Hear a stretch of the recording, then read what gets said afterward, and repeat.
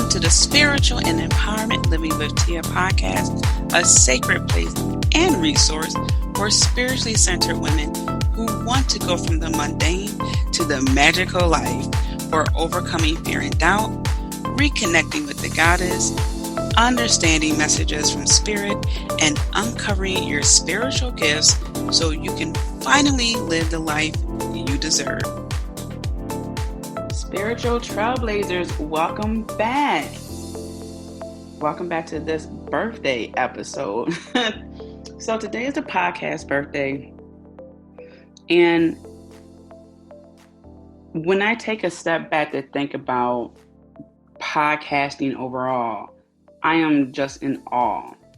So I'm very excited to give you a bit behind the scenes, a bit of the genesis, if you will, of this podcast. If you're new to listening to this, or you haven't heard it in a while, and you want like a reminder because you want to tell somebody about it. So we're going to dive into a few things here. Also, the second half of this podcast episode will be even more special because I have the first guest ever coming here. And it's like a 9-year reunion in the making. So it's really cool. Her name is Gina Sandeff. She edited both of my books. She has provided me with angel readings in the past. And like I said, she was the first guest, and she actually made 2 appearances before the third one for this episode. So stay tuned for the second half to hear what she's all about, what she has done over the past 9 years, and all that jazz. She's into angels and Reiki. All right, so that's going to be a real treat. Now, I'm sitting here with my tea. I was going to say coffee because it usually is coffee, but I've been getting into teas lately. If you remember, loose leaf, high quality tea. And I'm drinking my Symbiosis, emphasis on the B there, tea from Magic Hour. And no, this isn't a promo. I just really love their tea. It's Magic Hour tea, ceremonial tea that you can use in your daily practices. And this is really cool because the ingredients are there to help you with your immune system. So each month there's a new tea, so to speak. However, they have teas already available for you to purchase.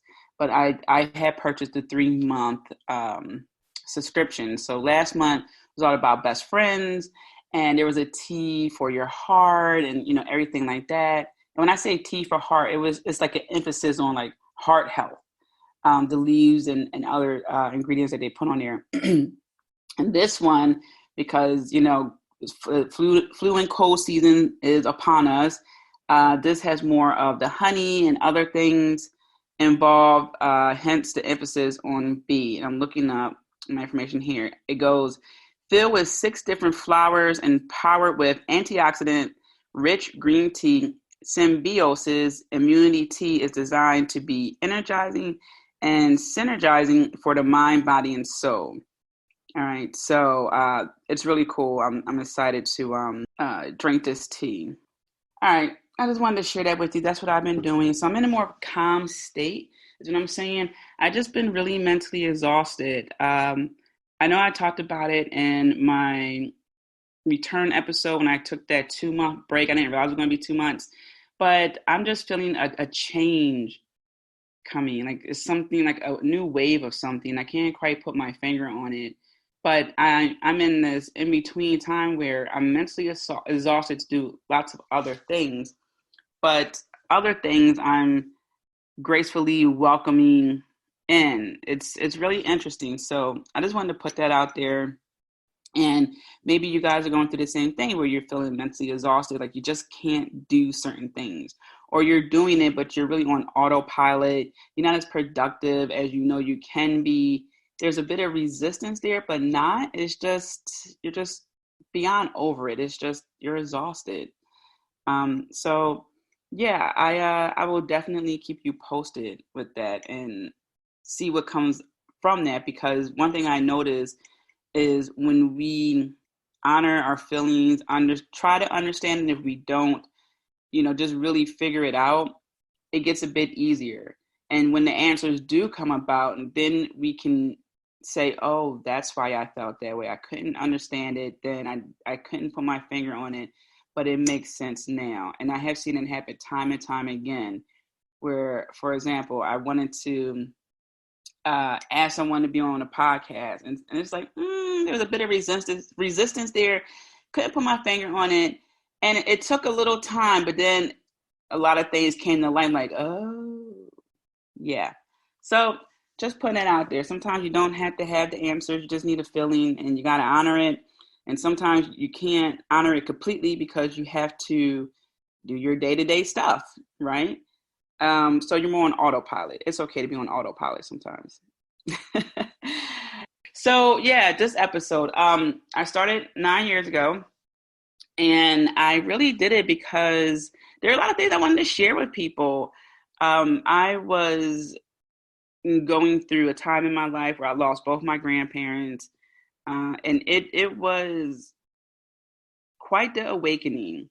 My grandmother passed from cancer, and my papa of a broken heart about a year and a half after that.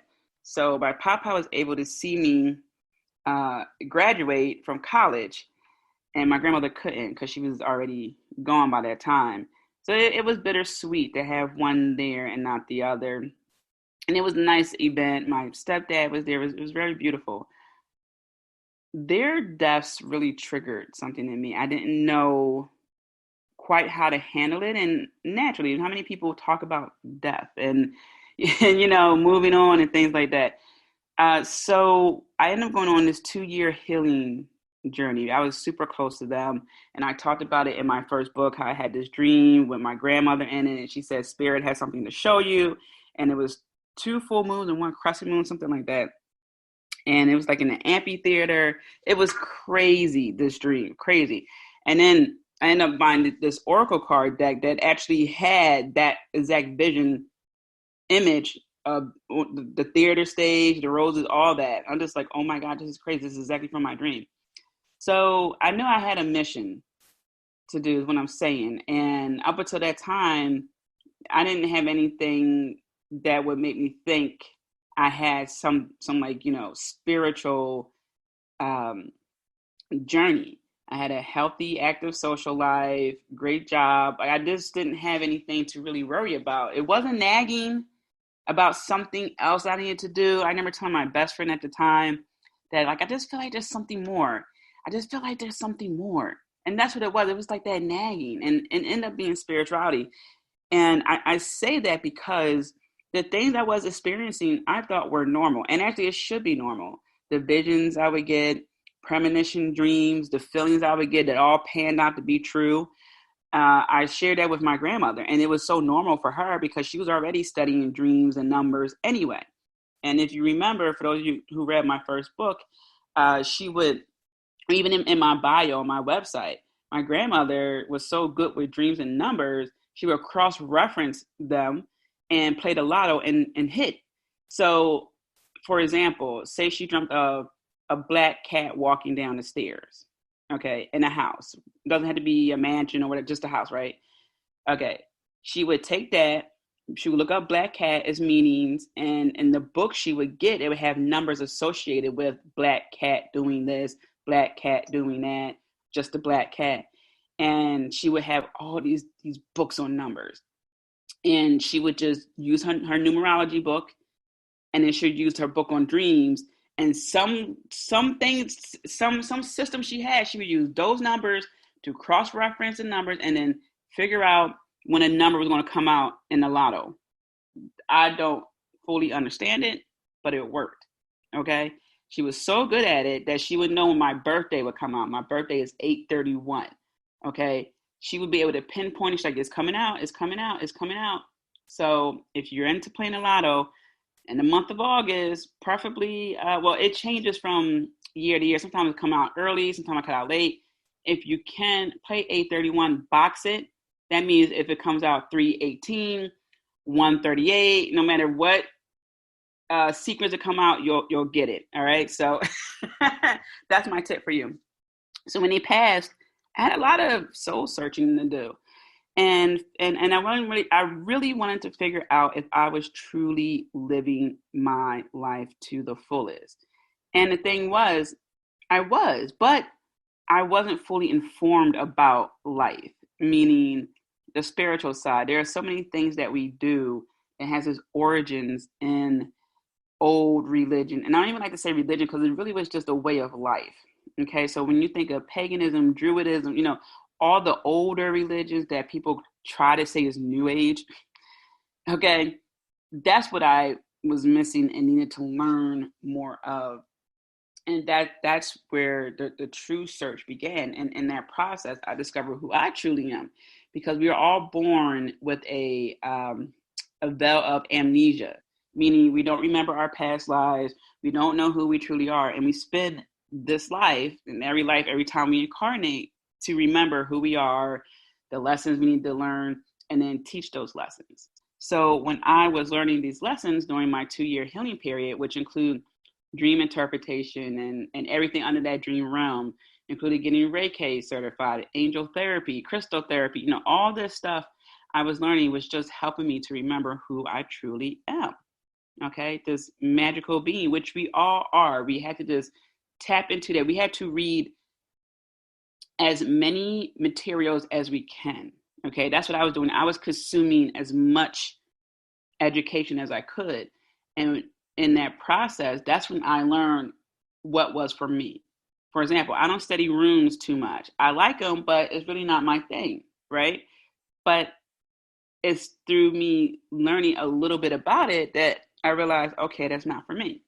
So now here we are with the podcast. I am now at the end, or just wrapped up my 2-year healing journey. Again, I didn't know it was going to be 2 years. It ended up being that way. And I learned later that when people are grieving over someone who died, it usually takes about 2 years, because you got to go through the stages of grieving and so forth. So it ended up being 2 years. And I thought, I have a message. If I'm grieving, other people must be grieving. But also, I know how to give oracle card readings. I can do this. I can connect with angels. Let me start a podcast and help other people. That was what I was doing. Wasn't getting paid for it. Nothing. I just had a message. I wanted to share what I learned. I wanted to help people. And that's exactly what I did. I used to take calls. And the podcast used to be 2 hours at one point, because I was taking calls and giving out so much information. So back then, 9 years ago, I was using Blog Talk Radio, and this may still be a thing where the first 30 minutes are free. So if you're thinking about starting a podcast, try it. And if you're like, oh, I don't know, the first 30 minutes are free. And again, check it out, because that was 9 years ago. But I ended up talking over 30 minutes, of course, because I'm a talker. So I would have to call in. So now I'm using a two-prong approach. I record via Zoom, and then my project manager takes it from there, where she does her thing in Libsyn, which stands for Liberated Syndication. And then from there, the podcast episode gets sent to numerous platforms.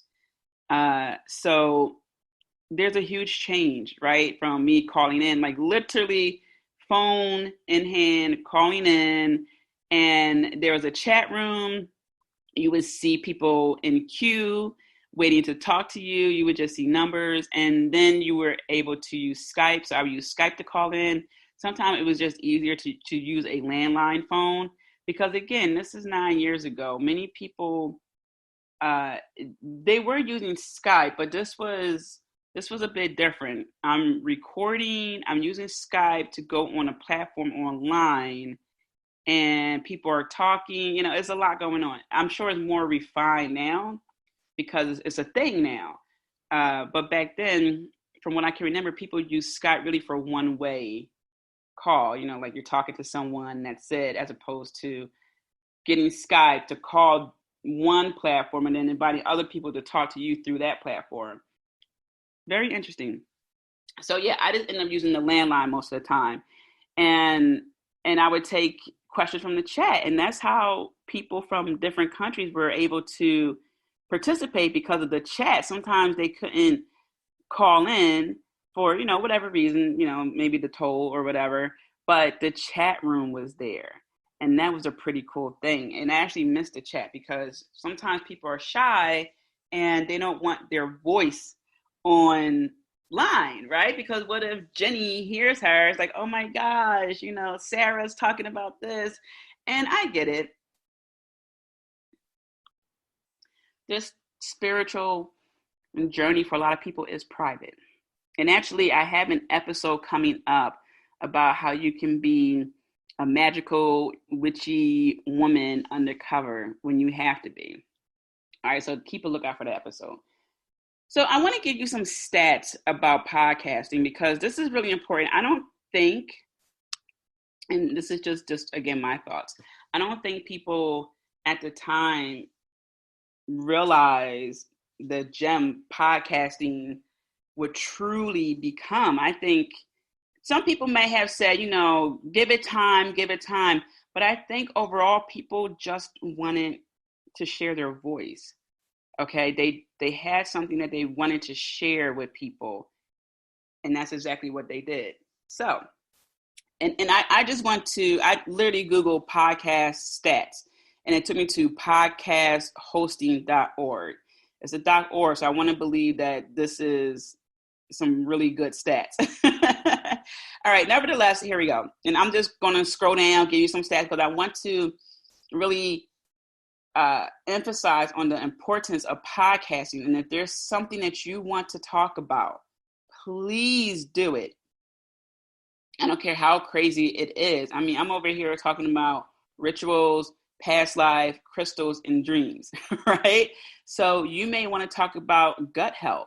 You may want to talk about entrepreneurship. You may want to talk about being a mom or being a mom to a differently abled child, taking how to take care of your elderly parents, 401k plan. There are so many things you could talk about. And if you think, I don't know if I could do that, the market's saturated, think about all the brands of coffee. Think about all the brands of makeup. Even J-Lo is about to come out with a beauty line, right? So it's like one more person, but guess what? She's going to have some loyal people who are going to buy her stuff, right? So bread, coffee, detergent. There are so many companies that do the same thing, but it's slightly different. And that's where their charm comes in. And that's where you come in. You can do something that is just slightly different. Maybe you cuss, maybe you don't cuss. Maybe you look like someone who needs to see someone who looks like you talking about this, right? Just like you have another guest coming on later on this month, Cameron Luna. One of the first things that made me go on board Kimra was that she had blue hair. In her ads on Facebook many years ago, when she was promoting her business, she had blue hair and she had these crazy colors for her business. I'm like, oh my God, that's my people. She's my people, blue hair. And that's the thing. Like I've been seeing so much cookie cutter people for entrepreneurship. It was refreshing to see a blue haired woman, right? So representation matters, whatever that representation is for you. All right, let's look at these stats. Podcast demographics, they have in the U.S., 75% of the U.S. population is familiar with the term podcasting. Well, that's a start. You need to know the term, right? The nomenclature. 50% of all U.S. homes are podcast fans. 55%, this is 155 million of the population has listened to a podcast. Let me see here. And this was updated May 23rd, 2020. All right, so this is fairly recent. It's just a few months ago. Where were we? 104 million listen to a podcast at least every month. 68 million listen to podcasts weekly. Now that's going to go up within the next 9 years, right? 16 million people in the U.S. are avid podcast fans. And then they break down the age. They have Canada here. 63% of Canadian population is familiar with the term podcasting. 36% listen to the podcast at least once a month, and 23% at least once a week or in the last week. Australia, 87% of Australian population is familiar with the term podcasting. 25% listen to a podcast within the last month. 17% within the last week. Italy, 7 million, that's 26% listen to a podcast in the last month. I love how they have the number figure, because sometimes 26% is a bit elusive. Like, all right, well, what's 26%? 7 million. Holy crap, 7 million people. That's crazy. In the US, 90% of people in the US listen to podcasts at home, 64% while driving. Podcast listeners subscribe on an average of 6 shows. That's important to know. All right. So don't think that because you're the new kid on the block that, I use new kids on the block, that someone may not listen to your show. On average, people subscribe to 6 shows. Podcast listeners listen to an average of 7 different shows per week. Podcast listening on a computer went up from 29% to 31%. So that means they're probably listening with their people, right? Their friends. Canada, 91% of podcast listening is done at home, 35% while driving, 24% while at work. On average, 5 different shows per week. 81% listen to all or most of each episode. That's fair. I mean, sometimes you can't listen to the whole episode, but you come back to it. In Australia, 81% of podcast listening is done at home, 18% while on public transportation, 14% while at work, 45% while in a vehicle.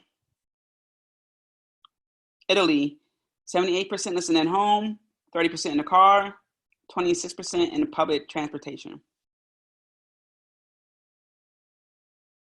And then it goes to advertising stats and things like that. So again, that's on podcasthosting.org. And they just singled out a couple of countries to give you some frame of reference. But that's what I'm saying, is that people are listening more and more and more to podcasting, and it's a great source of information. And I'm glad to be part of that, to contribute good, solid information and to help with people detaching when they need to detach from society a little bit, or just getting reacquainted with themselves, learning something. It's truly a privilege, because what podcasts really doing is trading commodity, and it's the most precious one, your time, right? You are lending us podcasters your time, 30 minutes, an hour of your life for good content, really good content. And I don't take that lightly at all. All right. So I'm truly thank you from the bottom of my heart, each and every one of you who, sets time aside to listen to this episode, this other, this whole podcast, whether you have to come back to it or not. It's okay. I get it. All right. I'm just thankful that you're doing it. So I gave you my story of how I came to podcasting.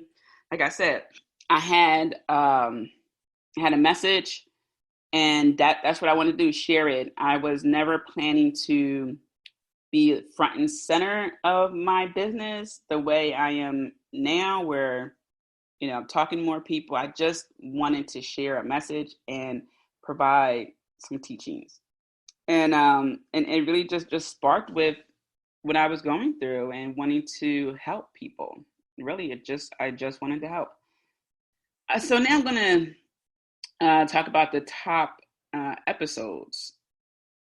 And this is really interesting, because when you put a lot of content out there, sometimes you don't know what's going to stick. You can even do the best research, right? And sometimes it's just not the right time for it. And you come back later, or you promote it again, an episode, and it picks up. So I'm always interested in stats because of that. Not so much to see a number count. Like, that is nice too, don't get me wrong. But I'm always interested to see what piques people's interest at any given time, right? Because these numbers can change. It could be the top 10 episodes right now. And then, in December, one episode can drop down a couple of places and another episode picks up. So it's always interesting to me. But here we go. All right. So number one, dream coaching, understanding your dreams. And that aired back in September 2011. And so for the episodes where I don't say the number didn't exist at the time. So when I had transitioned from Blog Talk Radio to Libsyn, uh, everything transferred over, but the numbering. So when I started to number the episodes, I took it from the beginning of when I transfer over to Libsyn. So the older episodes do not have a numbering to them, and the later ones do. So whatever was the last episode from Blog Talk Radio, that might have been like episode, let's say 100, episode 101. So wherever the first number you see, that's the first number from Libsyn. So that's why. So you just have to scroll back or Google Dream Coaching Podcast Tia, something like that, if you don't want to scroll all the way back. So Dream Coaching, Understanding Your Dreams. That was a cool episode because, one, I just love talking about dreams. And actually, and now that I think about it, I'm wondering if I took some questions on that episode. But yeah, Dream Coaching, definitely listen to that episode. And also I'm going to list these episodes in the description of this episode. So don't worry about it if you can't write it down. Dream coaching is always something I like to discuss. I haven't discussed it recently. I'm definitely going to bring some episodes in about dreaming because we really do need to understand it. Even if we think we haven't dreamt the night before, we have. We just don't remember it. Everyone dreams. Not everyone remembers their dreams, okay? A lot of time people get what I call a Snapchat viewing of it. So you might get like 6 seconds, like these couple of second memories of your dream. But I help people to remember it in its entirety. So that way they can understand what's going on in their subconscious, or maybe it's a premonition dream. Maybe it's to help them understand a current situation. So it's very important to pay attention to our dreams. There's a lot of symbolism in there. Sometimes people get scared, and that's why we need to understand what's going on.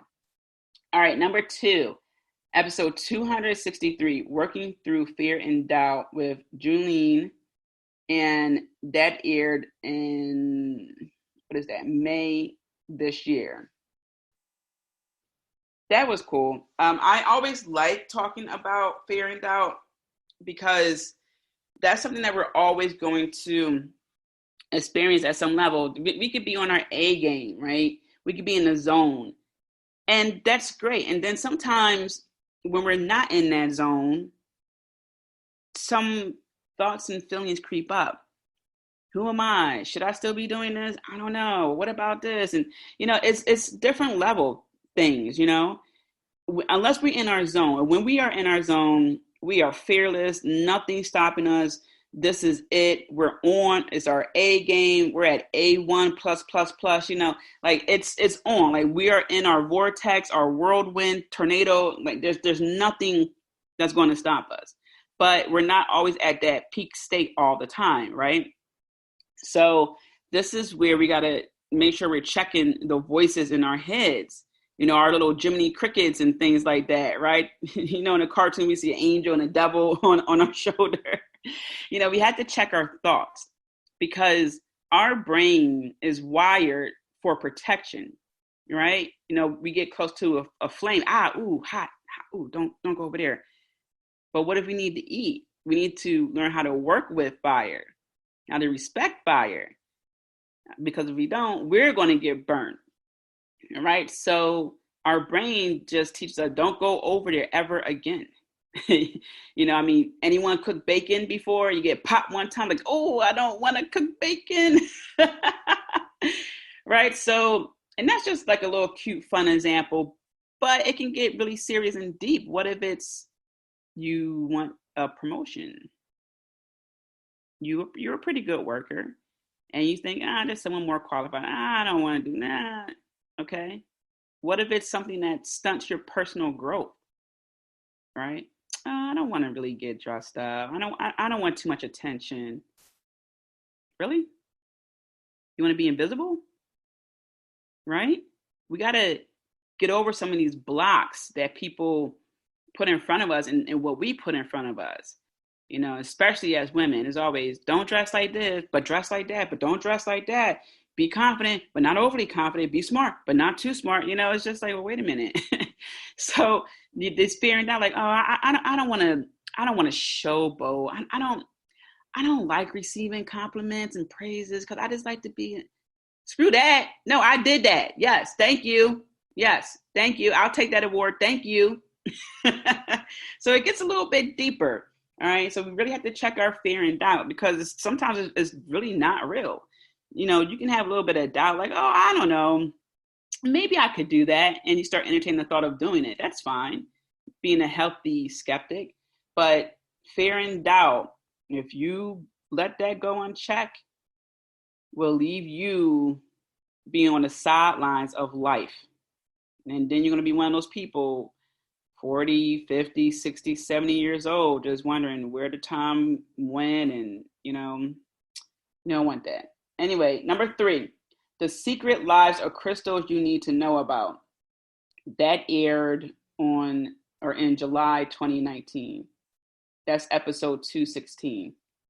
That's cool. I love talking about crystals. Became a certified crystal healer many years ago through Hibiscus Moon. And the thing is about crystals, and I just did episode 2, the 3-parter. So yeah, I know we're breaking up the 3-part Unleashing Your Magic, but it's the birthday episode. So, but we will get back to the last part next week. But the crystals have very interesting, magical, great properties to them, whether it's healing, whether it's magnifying, whether it's to promote love, lots of great things with crystals, helping you with your dreams. And so to understand crystals means to understand your environment because they are everywhere. They are in your computers, your phones, satellite, watches, the rings you wear, okay? They're in the ground, they're in the mountains, they are everywhere, okay?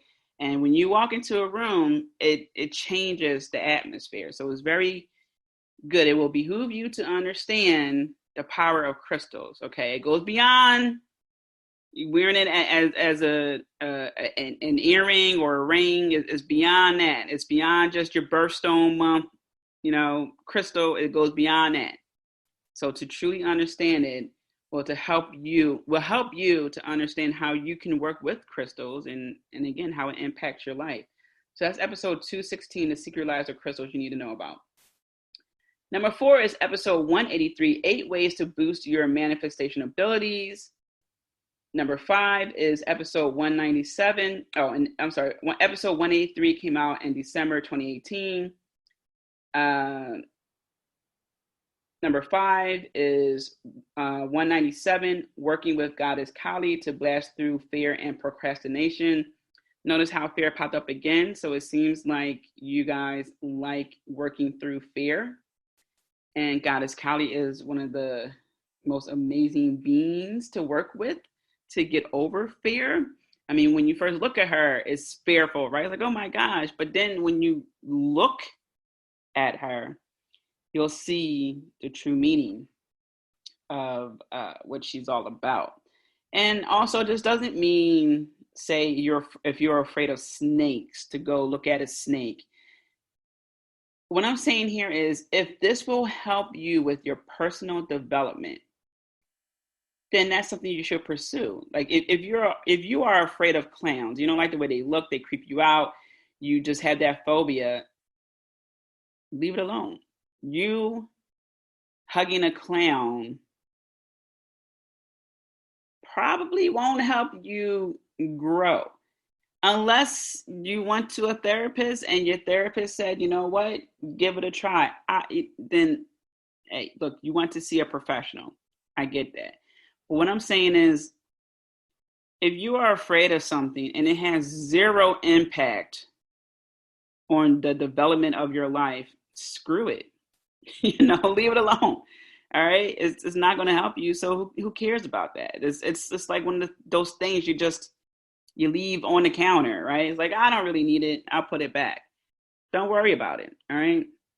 I'm talking about the fear that's stopping you from being who you truly are, who you truly need to be, how you show up in life. And again, your progression in life. There's no reason why anyone should be the same person they were 3 months ago, a year ago. And I'm not talking about with the pandemic. Everyone's impacted some way, shape, or form with this pandemic. It's crazy. But what I'm saying is, outside the pandemic, we should be different people every couple of months, and definitely on a year-to-year basis. There should be something going on. I don't care what it is. I don't care if you're taking up a language. I don't care if you're dancing. I don't care if you're learning how to make clothes. I don't care if you're writing a blog post. Something new, different to push you into the direction of living your life in HD, according to you. Right? This isn't me saying, oh, quit your 9 to 5 and make 6 figures. And, no. What I'm saying is ascertain what works for you. What do you want your life to look like? And where is fear and procrastination, or where are fear and procrastination holding you back? If you're someone who wants to travel more, what's holding you back from traveling more? That's what I'm talking about. And Goddess Kali will help you blast through that. Episode 6, top 6. Not top 6. We're at number 6. Episode 199. Working with Goddess Lilith to embrace your strength and sexuality. Love it. So what I love about Lilith is that she's so misunderstood, but she's also like, screw it. Those who want to understand, you can come over here. Those who don't, stay where you're at. Because the thing is, you can be a good person. You can do everything right, and people will still find fault. They will. It's inevitable. You can do all the things right. Everything. And there will still be static. Right? So don't try to be the good girl. I don't even like saying good girl reference to a woman, but you know what I'm saying. When they're like, good girl, you're good. Well, not a dog. We're talking about grown women here. Okay? Not to exclude the men, but again, I just hear so many sayings directed to women. And I'm just thinking to myself, why are you saying good girl like she's a dog? That is a grown woman. Okay? So Goddess Lilith is just in her own lane. And if you don't remember, she's the first wife of Adam. And she basically wasn't having it. So long story short, she told Adam that she wasn't going to succumb to him. And so apparently, as the folk legend has it, she left the garden. And then Eve was born of his rib area, his womb, hence the word woman. So then you have the story of Adam and Eve. But yeah, go check out Lilith's story. I also say I like when women are just doing them, in their own lane. They're not worried about what other people are saying. Like, sure, it can get to them from time to time because people say some pretty messed up things. But I just love seeing strong women who are just helping other women. They're in their lane. They're doing what works for them. And everyone else can go kick rocks. I mean, if we focus so much on what other people are saying and doing, and what they have to say and do about or do or say about our lives, we're just not going to get anywhere. So I think that's why that episode really resonated with a lot of people, and it made this list. All right, I'm just going to flip this book over here. All right, so now we're on number 7. This is episode 204, Igniting Your Element. That's a chapter from my first book. Episode 206 comes in at number 8, How to Be Recognized for Who You Truly Are with Goddess Pele.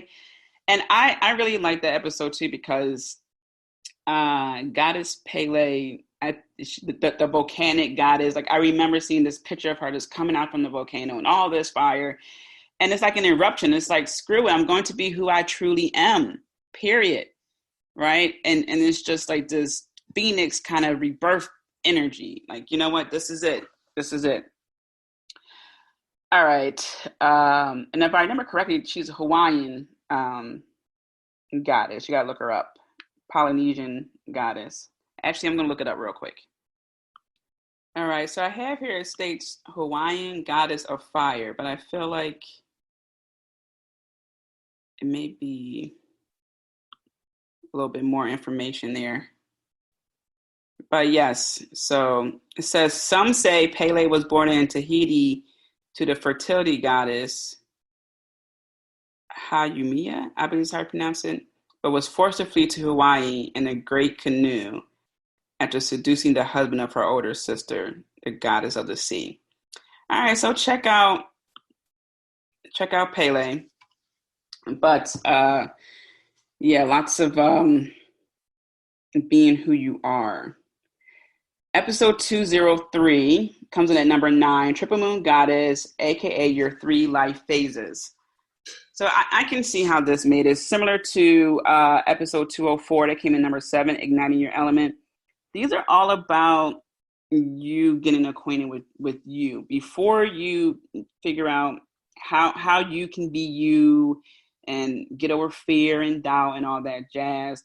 This is you just trying to figure out what makes you you, like igniting your element. What does that even mean? How can you ignite your element, right? So here it is like, okay, so what are my 3 life phases? What does that mean? Well, these episodes dive into what makes you you and how that translates into various areas in your life. Okay, so for Triple Moon, that's mate and mother and crone. And I've seen it go even deeper to break up the 3 phases or the terminology, and you can definitely go down that rabbit hole. But for this purpose right here, the 3 phases, and you've seen this in the moons. You can Google it, Triple Moon, and it's the young maiden, the mother, and then the older, wiser woman, a crone. And those are the 3 phases. And you look at that and think, okay, how does that play in my life? Well, the maiden has to do with being innocent, not knowing, new to something. It's not necessarily that you're not having sex. It's just, or you never had sex. It's more of I'm new to this, or rebirth, because after the crone, you start the cycle all over again with the maiden. All right. So it's just about newness. So you'll see more maiden goddesses or references to being a maiden during springtime because it's new, it's rebirth, it's young, right? And the mother is just that, whether you're giving birth or gave birth to a child, gave birth or giving birth to a business, an idea. So that's really what that means. It's someone who's nurturing. They've been around the block before, so they're a little bit wiser than the maiden. Not saying that the maiden's dumb or anything like that. Again, it's just new. All right. They are a bit in charge. All right. And then you got the older, wiser woman, the crone. She's the one who people go to for that advice, right? That old wisdom. Okay. She's really been there, done that. She has so much to give back, so much nurturing, so much knowledge. Okay. And this doesn't mean she has to be the old creepy woman that you see in the movies. No, she can still be young and vibrant looking and feel that way, and all her bodily functions are there. Okay, just doesn't mean that it's like the end. All right, it just means like, yeah, there's the end of a cycle, but physically the woman doesn't have to look like this haggardly looking witch. All right, and the last one, drum roll. Number 10, 202, embracing your purpose. I can see how that wraps up the list, because once you get through everything else, You know who you are. You're understanding your subconscious, your dreams. You are, conquering fear and doubt and procrastination. You're being recognized for who you are. You get it. You're working with your crystals. Things are just really coming in line. You're in your lane. Now what? You put yourself back together. If any pieces in your life that you felt like were could be better, or stuff you put on the back burner, you put it all together. Now what? Your purpose. It's your purpose. You did everything right by you. Now you can focus on your purpose. Because how can you focus on your purpose if you don't really know who you are and what you want to be? And this isn't limited to a certain age, right? There are people who are in their 20s, 30s, 40s, 50s, 60s, like, I feel like I'm not really living, like I'm not living it up. And, so don't dismiss it, okay? And even if you got something good going for you, are you satisfied with that? Does it make you happy? Okay, because if it doesn't, then you may want to figure out a path that will make you happy. Okay, and I'm not saying, again, quit your 9 to 5 and do what makes you happy. You still have to pay for your life. All right, like you still have to pay for eating, you still have to pay for your utilities, you have to pay for your doctor's checkup, like you have to pay for your lifestyle, right? I'm not saying that. What I'm saying is try to find the things that really make you happy, that fulfills your soul, that melts your heart, that help you create wonderful memories, okay? And see if you can combine that in a way where you can also make money, where you can be doing that most, if not all the time, right? For example, I love hanging out with my close friends. We can literally do nothing but watch Netflix and eat, and I'm having the time of my life because that part of being with them is tied into my purpose. And I realize that because when I'm with them, I get inspired to do different things. So, yeah, it's like a timeout from life, but I get inspired by things.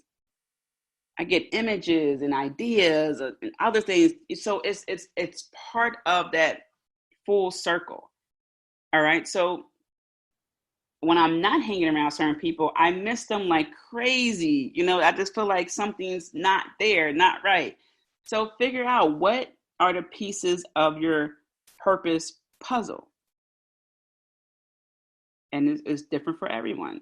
For you, it may be adopting dogs. It may be, I don't know. Running marathons. I don't know. But all I'm saying is we really have to get a lock on that and then follow through to the end. All right? Because it becomes bigger than us. It becomes our legacy. It becomes who we impact. And it becomes the inspiration for generations after us. So whether it's on a small scale in your local city, your local neighborhood, or a large scale where it's international, it's fine. It's fine. All right. There are some people who have done great things in other cities and I will never know about it. Okay. But that's okay. It's not for me. It's for the people of that city. Okay. So listen to episode 202, Embracing Your Purpose, and let that be your guide to help you do that. And also let that be your reminder in case life happens. We're not on our A game all the time, okay? Not all the time. So let that be your guide. Let that be your reference, your checkpoint, whatever you need it to be, okay?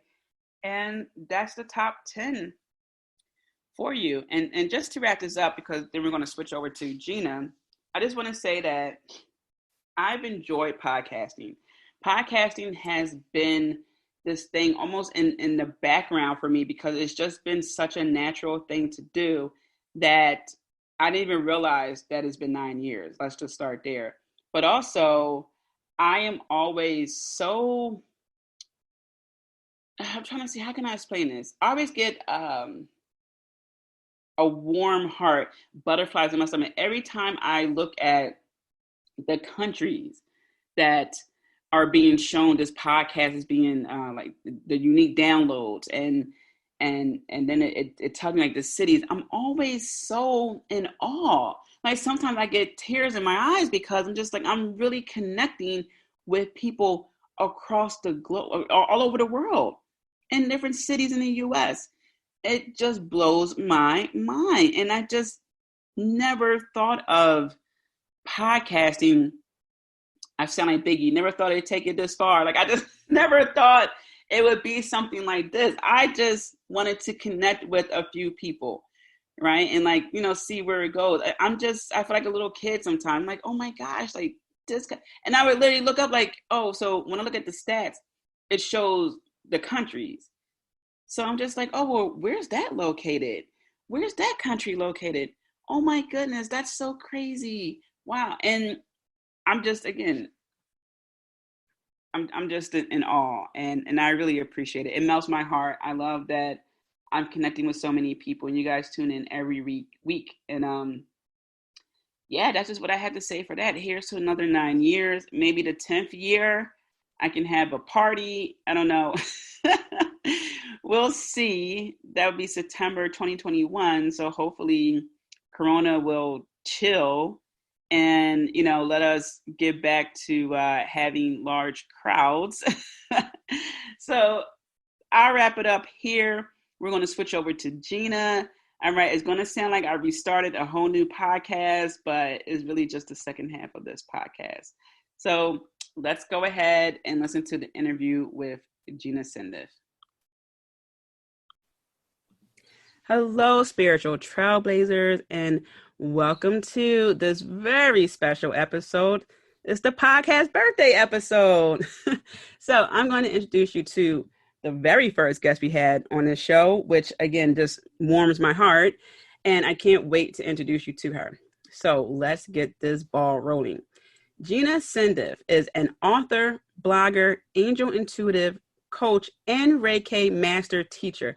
As a lifelong claircognizant, Gina began honing her intuitive skills in 2005 with training, mentorship, and education, creating a process for angel reading, angel Reiki, and a divine life coaching program that has helped thousands of clients worldwide with healing and guidance to improve their health, enhance their relationships, live their purpose, manifest their dreams, seek spiritual knowledge, and much more.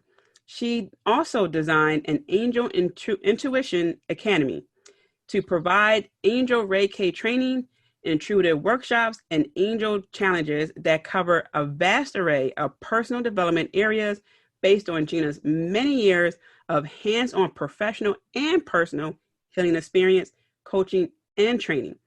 Today, Gina enjoys writing, her lifelong passion, as a huge part of her healing journey, speaking and spreading a message of positivity and healing on her blog and Facebook page. Gina also is a graduate of the University of Illinois, which with past success in sales, marketing, freelance, writing, recruiting, and management. She maintains a passion for business owning and growing her own business as well, helping numerous entrepreneurs with intuitive guidance and coaching to create their dreams and grow their business. Gina, welcome.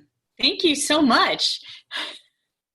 No, thank you. And honestly, I want to read your entire bio, but I wanted to make sure that we stayed on time. Yeah, so, I was going to say, that was good.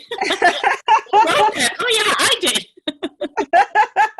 So no worries, because I put Gina's website in the description of this episode, so please check out her entire bio because she's amazing.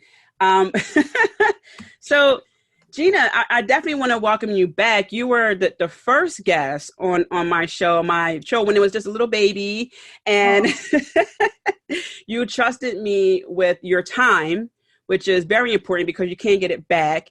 So thank you for believing in me and the podcast. I'm going to start with that. Happy birthday to your podcast and congratulations to you. Thank you so much.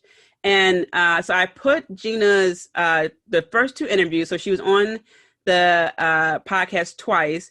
The first, and this was before it was numbered, guys. So you just got to scroll back. But I saved you a trip. the links for both her interviews are in the description of this episode. So Gina, tell us what's going on, what you've been up to over these last 9 years. Right. So probably still some of the same work from when we spoke before, but there have been some additions. You mentioned in my bio, which that was updated recently because I wanted to include this. I have started an online Angel Intuition Academy, which is a group that anyone can join. It's on Facebook, but through that more intimate group, I offer a lot of educational opportunities with energy healing and intuitive development, mediumship, energy wellness, just all of those things I'm super passionate about, healing crystals, you name it, any metaphysical things you could think up. In addition to that, I have published 2 more ebooks. So now there's a total of 3. There's the original one, which I'm sure we discussed in one of my earlier interviews, which is Truth Works, Divine Life Lessons for Kids of All Ages. That's available in hard copy and ebook. And then additionally, there's Angel Rituals, which is an ebook of tons of great energy tools. I call Angel Rituals Divine Magic. And then my third one, which is Angel Wisdom, which is really a compilation of about 40 blog articles organized into a very useful workbook style. And those are available through another group I'm very proud of. It's a membership group that's on Facebook called the Angel Wise Divine Book Club. We have training in there every month based on the ebook content, and it's just a really awesome growth-minded group of people that I adore. And then this year, I finally released a very long time dream of mine, which has been Angel Wisdom Divine Message Cards. So it's a deck of oracle cards. I actually have 3 decks currently, the Angel Wisdom Divine Message Cards, and then the Angel Wisdom Certified Angel Reader cards. And recently I just released Angel Mediumship cards. So it's been a lot, I guess, has been going on. So I know what to add to my Christmas list this year. And I'm currently working on and will be completing in the fall Angel Reiki cards, which are for Reiki practitioners. I'm very excited about those because I've never really seen a tool like those in the marketplace. Mm-hmm. Yeah, that's true. I can't think of a combination like that in the market. Yeah. No, that's exciting. Thank you. I love that. Yeah. I was just taking a few notes. I'm going to link the ebooks and everything to the description so that way people can get it. I love oracle cards, and I was just in the market looking for some, and I found really cool Richie tarot, but I haven't seen like cool angel, let alone Angel Reiki. No, there's really sort of that divine entity, the angels. The cards have really disappeared from the marketplace for various reasons. One of the sort of leaders in that has gone in a very, very different direction. So those are no longer available through that particular person. And so I knew when all that was going down that I wanted to make something available for my tribe. And I really am dedicated to providing training with the cards. So they're available in that way through the Angel Intuition Academy group on Facebook. All that information is on my website. So it's really easy to find and get hooked up with me. So it isn't like you can just walk into a bookstore or go on Amazon and get those cards. And there's a very specific purpose for it. It's because they're a sacred tool, and I really want to combine proper training with the use of them so that everybody can have that amazing guidance and that it is in a way that really helps them for their highest good. That is so beautiful. And thank you for taking that helm of diving into the angel cards and the Angel Reiki and just working with angels too. That was really needed because a huge gap was left there. So thank you for doing that. Yeah. Oh, I'm so excited to be able to do that and kind of take it even in a bit of a different direction. It's really more, it's a much more grounded approach. It's very real life. You know, I'm a mom of three, like just kind of Yeah. looking for help and guidance. And I always sort of put myself in those real world situations when I'm developing tools. So even though these are intuitive tools, they're very, very down to earth, easy to use. Simple is best. And uncomplicated is best. And I love empowering people with these tools. Right. And I remember when we first spoke, you were concerned about teaching this to children. And it's Yeah. so funny because even now I have some friends who notice their nieces are, or they say have the gift, like there's something that they're taking interest in, whether it's crystals or special teas. So, I'm glad that you're making this down to earth, and Oracle cards are a great visual aid. Oh, And yeah, it is, right? Like it's so fun for them. Exactly. So it's something that everyone could get on board with. And as you get older, and even if you are an adult, you can still have room for growth to really understand For how all this sure. works. If we are breathing, we are growing and learning and manifesting. That is how it is meant to be. And it's funny because I have two sons that are both teenagers and a daughter who's in her 20s. But my sons were specifically saying to me, just like last week, it was I think it was on, was it September? It was one of the dates. And they were like, Mom, this is manifestation day. It's all over like TikTok and stuff. And they were saying how their generation is really into that kind of thing more naturally. So these tools would just be really fun, but profoundly useful as well. So it's not just entertainment. I never like to approach the whole intuitive psychic thing from the entertainment value, because it just strips away so much of what it's really meant to be there for. Right. I feel like people say entertainment as a disclaimer, because sometimes people want to hear what they want to hear. And you could say, no, this is what it actually is. And, it's that friction. But also I wanted to say, because you touched on a really cool fact there that I think maybe some people didn't pick up on, is the next generation. I feel like we were the spiritual warriors. And I feel like the next generation is going to be more loving. And I even had a dream about that, how, and like in so many ways, I put the sword down and I just was taking a step back and watching younger people be more loving. And I just realized like, oh, okay, like our time, I'm not saying that our time is like done, be more of like the council, so to speak, but I just feel like the warrior aspect, like you and I, like we don't have to be such warriors now. It's more like I don't know, like a coaching, like you have your coaching now. And I just feel like that transition that's happening is so exciting. And I love that you're seeing it in your children. Absolutely. We have so much to learn from them. I mean, as well as, vice versa. I think right now we actually have more to learn from them than they do from us at this very moment in time. Yeah, I agree. Yeah. We just gotta chill. Yeah, we had to work really, really hard with the spirit. Not saying people before us didn't, but I feel like every generation or decades, the spiritual warrior has to be awakened, and then there's a time of peace and love until something else happens. Right. The younger generation just seems to be, in terms of just their energy and the action steps, they're less reactive, and that's a very hopeful thing to see. Absolutely. And so in the beginning of your bio, it talks about you being a lifelong claircognizant. What does that look like? Can you explain to the listeners, Sure. like, how is that for you? Intuitive senses are similar to our five senses. There's different kinds, and typically a person will have one that is stronger for them. So claircognizance, it literally means clear knowing. And so for me, like, I just know stuff. I can't explain how.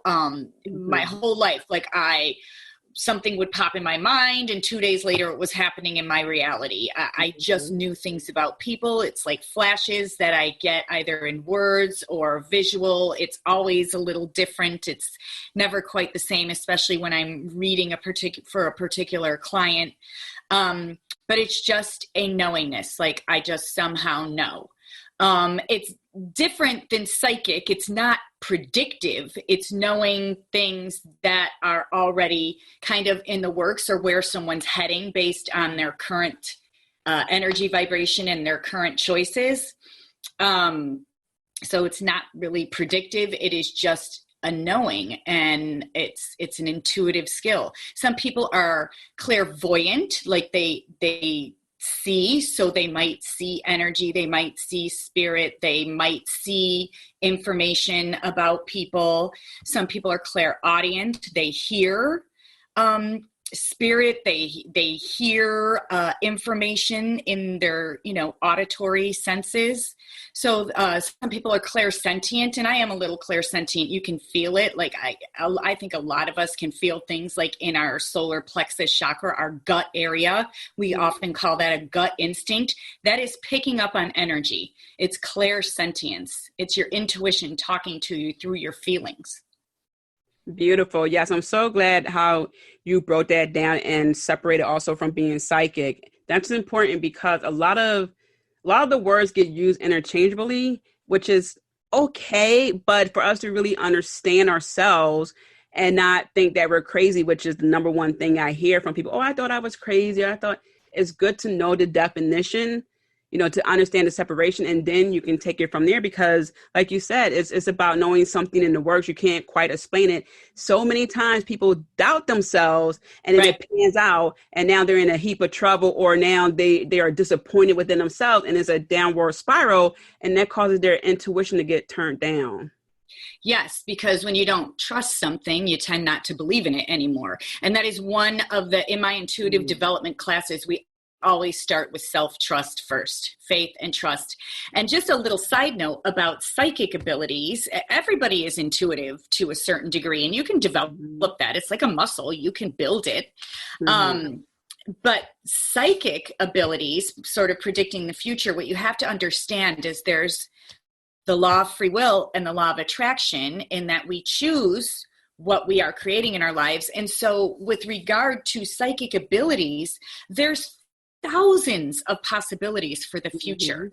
And so a psychic is typically tuning in most likely to the one that a particular person or situation is resonating with at that moment. Right. It doesn't mean it cannot be different or it will not be different. So that's kind of a really important piece of knowledge that people need when they're, maybe considering speaking to a psychic to get information about the future. We manifest our own future. So if there's something you want to create, start there. Right. Start with the desire. Yes, you hit the nail on the head. And I've said that many times where people, they had a question. I said, this is based on everything right now. Like, this is what I'm seeing or feeling is based on right now, but you can say, screw it and go move to California, and it just changes everything. You can just do it on a whim. You know what I mean? So I'm glad that you really broke that down, because again, it goes back to that trust. Somebody can say, oh, well, what you said didn't happen. And instead of thinking like, oh my gosh, I must be wrong. You have not necessarily, I don't want to say a rebuttal, but a response, a question, which is, okay, well, what changed? And I feel like that gives people more confidence in themselves and understanding that, like you said, it's like an infinite number of things could happen, but based on everything right now, here's one vision or one feeling or one thought that I'm getting. So I'm so glad you broke it down. Yeah. And what the kind of readings I do, so I do angel readings, and the angels are about divine guidance because they respect our free will. So they are guiding us towards either an outcome we're interested in, or really the way I start every single reading and I teach people to is more surrendered and asking the angels what they want you to know right now. So they are guiding you towards something that is for your highest good and giving you information to execute that, to head in that direction of purpose, of healing of what is for your highest good at that moment in time. Maybe giving you some advice on changes you can make and things that you can do in order to manifest that reality. Oftentimes it is aligned with energy, but it's all about guidance, not prediction, because prediction makes us a victim in our life. Like, oh, we're here and there's nothing I can do to change something. But that is not the nature of the universe at all. Right. And so you talked about in your academy, one of the things you deal with is having faith and trust within the person themselves. So is that the major, or are those the major humps you have to help people get over when they come to you for help? So to me, it's kind of two different things, right? So in the Angel Intuition Academy, people are learning to trust themselves.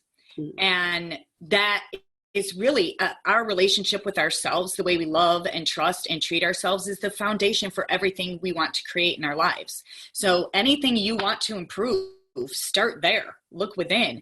And so developing that is always the first step in developing your intuition, because if you constantly doubt what you're feeling, seeing, hearing, or knowing, you won't be able to develop your intuition. So in terms of doubt and overcoming doubt, there's two different scenarios. So when I'm teaching intuitive development and people how to trust their intuition, how to use the intuitive tools like my Angel Wisdom Divine Message cards, that is where we start, is self-trust, self-faith, overcoming doubt. That is the foundation for intuitive development, but really it is the foundation for self-love and your energy vibration and everything that you manifest from in your life. So it's such important work. Even though I'm teaching intuitive development, it really, those classes transform so many more areas of people's lives. But then when people are coming to me for help in terms of getting an angel reading and receiving that intuitive guidance, I have zero problems with with people trusting that those readings are accurate and real, because the angels show up and, they really give them the confidence that it is real, because they know exactly what messages to deliver through me as the conduit. So really have never run into issues with doubt in the readings that I do. But people do doubt themselves. That's a lot of what I spend my readings coaching people on, not to do that. Amazing. Yeah. So if nothing else, take away to have faith and trust in yourself and keep doubt so far at bay that you can't even see it. It's not even on your radar. Right. Like I always say to people, it's just a funny little quote, trust yourself. Your angels do. Like that is one big, trust your instincts. And think of it this way, like it ties into so many areas of life. So if you lack trust in yourself, but you want to make positive changes in your finances and manifest more opportunities for abundance and really to have some more money coming in, for instance, that's a very common thing people are in need of, right? But your foundation is to not trust yourself. So would you give money to somebody you don't trust? That's the message you send to the universe when you doubt yourself, is that I'm not trustworthy, and the universe complies on all levels. And with money, you can, do the math, haha, no pun intended, but that's what it equals, right? Your net worth is tied to your self-worth, and your self-worth is absolutely tied to self-faith. Powerful words, and that's so true. And like what you said that your angels do. It's so interesting how many people believe in us before we believe in ourselves. That's one of the reasons why I thank you in the beginning of the show for being the first guest, because that's a huge step. It's a new podcast, or it was a new podcast. I had some faith in myself. Like I had a message or messages that I wanted to share. Didn't know where it was going at the time, but I wanted to bring people on to help share these messages. So that's why I love how you really just went deep with that. You got to trust yourself, even if it's a little bit, to just go with it. Take leaps of faith in yourself and invest in yourself, and you just watch your whole life change. Absolutely. And I also wanted to bring to people's attention that you also was the editor for both my books, the manuscript. Yes. And that was quite the experience. And I wanted to bring it up, one, because I want to give you even more kudos than you already had. I want to continue to praise. But also, a lot of times it starts with us having a thought and wanting to put it down on paper. But we are worried that someone may discover it. And sometimes we just need a partner in crime, someone else who believes in us just a little bit more, to say, you know what, yes, I will look at your work, because, sometimes it's not about yeah, okay, sure, yeah. You're going to pay me for this, but what if I don't want your service?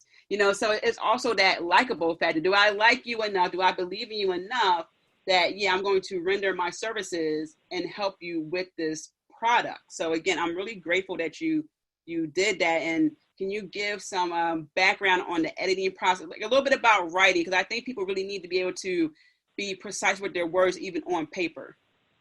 100%. So first and foremost, if you feel like you are driven to write a book, and so many people are, like it's crazy, no matter what it is for, whether it is fiction and highly creative story, and I always think of like Harry Potter and things like that. Like, imagine the world if she didn't honor, you know what I mean? That instinct to do that.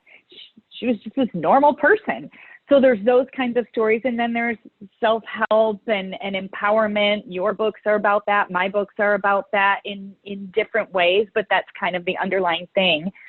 The first thing to do is it isn't so much don't doubt yourself, it's just deliver the message and consider the fact that the inspiration is coming from something more divine. It's divine inspiration. So who are you to get in the way of that?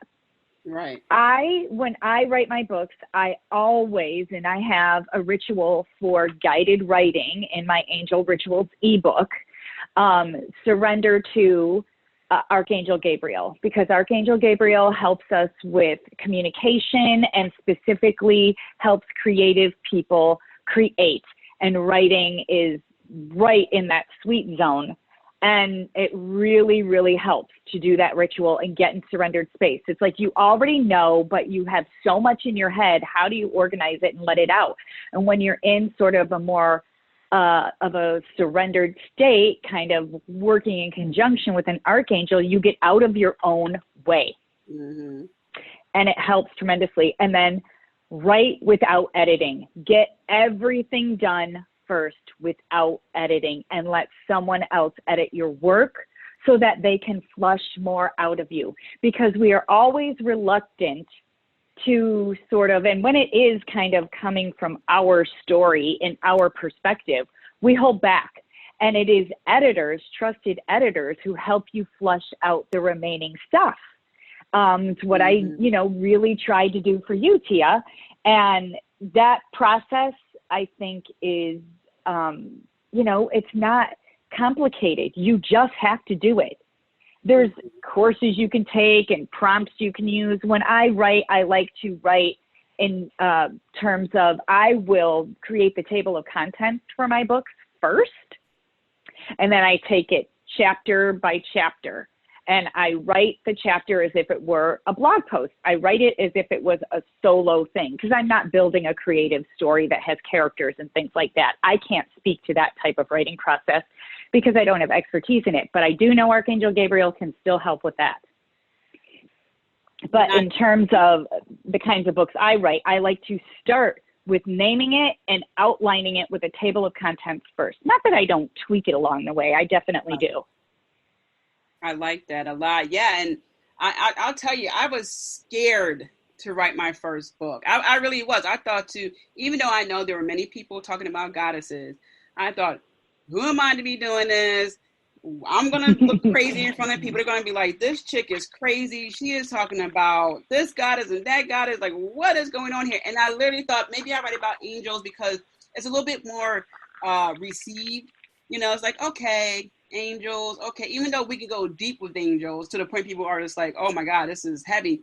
I had, like you said, I had to adhere to the call. Like, I remember to this day, I'm in my dining room and I was thinking to myself, angels, I'm really familiar with angels. I wasn't that familiar with goddesses. I was working with them like early on, And something said, no, you have to write about goddesses. You have to do that. It's divine energy, you know. Right. It's divine energy. And it was information people needed. Trust the voice, right? The inspiration is coming from your higher self and coming from, you know, spirit that is there to guide you and help you. And probably your angels were telling you that, because that's what it was meant to be. But also, you have to kind of let go of caring what people think. Do not write for an audience ever. I never write with what the audience is in mind, because once that book has come to life and I put it out there and I, you know, promote it however I'm inspired to do so, most of mine are through my Angel Wise Divine Book Club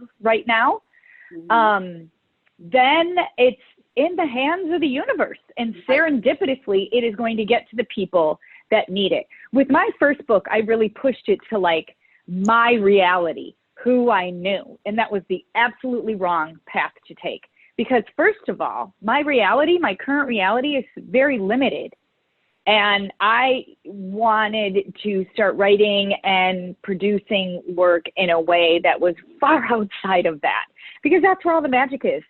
If you really want to manifest any type of dream, it is going to be outside of your current reality and way outside of your comfort zone. So do not manifest from within that space. And writing should never be done for a specific audience.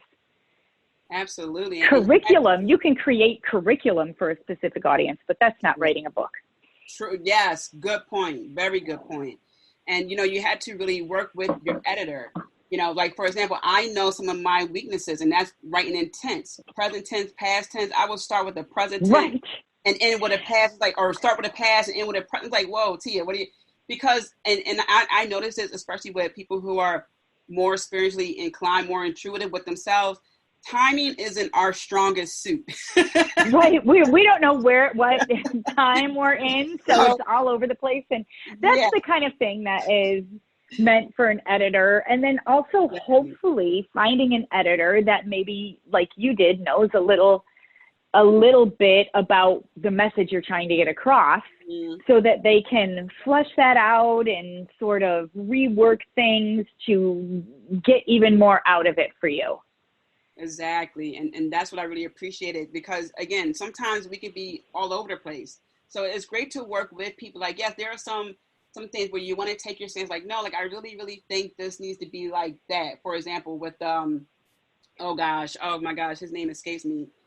The creator of Marvel Comics, Spider-Man. Oh my gosh. Stan Lee. Thank you. I kept saying Lee. He's very well loved in our house. So when he created Spider-Man, a lot of people told him, oh, you know, it's a spider, like no one would like it. But he stuck to his guns because he had that vision and things like that. So yeah, there are some times that you do want to stick to your guns, but you also had to be open-minded, right? So he probably had different designs for Spider-Man and things like that, and he tweaked it. But what I'm saying is, you really want to find someone, like Gina was saying, who knows a little bit about what you're doing, and, you know, make sure that you're working with them. Okay, don't be so, you know, closed-minded and like, oh no, I need to really protect this. You know, you have to let it grow its own legs, and you know, just again, just let that imaginative side take over, because that's where you're really going to flourish and grow to the point where you're going to be so intact that if someone doesn't like what you're writing, you can say, okay, you know, maybe it's just not for them. So that's what little 2 cents I wanted to add to that. So, and then, like, there are people that want to actually be writers, and they'll be submitting with publishing houses and things like that. I'm self-published, you're self-published, so I can't speak to that entire process. Right, but there's so many ways to do things like that these days. We live in a very good time for lots of different opportunities. Right. And I actually like the route that I chose, because I was able to be more in control in the right ways, if that makes sense. And you had the freedom to do what you needed to do. And it was definitely a stronger push, because I did my own book launch parties and, you know, really got the people to come out. So it's definitely more work involved, but I think it's a great way to start. And I'm not knocking the traditional route, but I think it's a really great way to start to see what you're capable of, what you are willing to take on. in the future, you can always, go submit to publishing houses. But I think sometimes, at least from the people I was talking to, one thing they regret is that they didn't have control over certain things, and they gave up a lot of that to the point where they don't feel as if it's actually their material anymore. But I think that comes with time when you grow. Definitely. So, any final words, Gina? Anything you want to tell the people that's up and coming? Anything else you want to share with us? Definitely, please come visit me on Facebook. I have a Facebook page that's Angel Wise with Gina, and then, of course, the group I spoke about, Angel Intuition Academy. And listen, this is such a transformative year right now. Trusting your intuition is so important at this point in time. Don't get caught up in the fear cycles that you're seeing play out in so many different ways throughout the universe. We're each on our own transformative path as well. And 2020, believe me, is far more of a blessing than many people are realizing. So if there are things that have been on your mind that you want to transform this year, certain behaviors, certain relationships, things that you don't want to be engaging in anymore, now is the time to let go and create the new and trust yourself enough to do it. More than I have ever seen in my life. And the energy and your angels are highly encouraging you to do that. I felt that. Yeah, remember, you're never alone. You're never, ever alone. I'm telling you, like, even when, I remember, just a quick story, I was walking somewhere and it was a little bit wet. And with my foot issues, I get a little bit more conscious about it. And I saw a feather, right? And it's just a nice reminder of it's okay. And then a song played, that's me and my Pop song. He passed away years ago. And that's like my Pop saying, no, it's okay. Like, you can walk, it's fine. So you're never alone. Your angels, your spirit guides, they are always communicating with you. You just got to recognize the signs. And that's my final word. Yeah. And trust yourself when you feel that you're getting the sign. See, self-trust just comes up so much. Absolutely. Yes. The words of this episode, trust and faith. Right. Well, Gina, thank you so much. I love it. Exactly. Thank you so much for being on the show. As always, it's been a pleasure. I'm so thrilled about the things you've been doing over this almost decade now. And I know you have even greater things coming along the way, and I can't wait to see that unravel. Thank you so much, Tia, and happy birthday again. And it's good to connect with you again. Yes.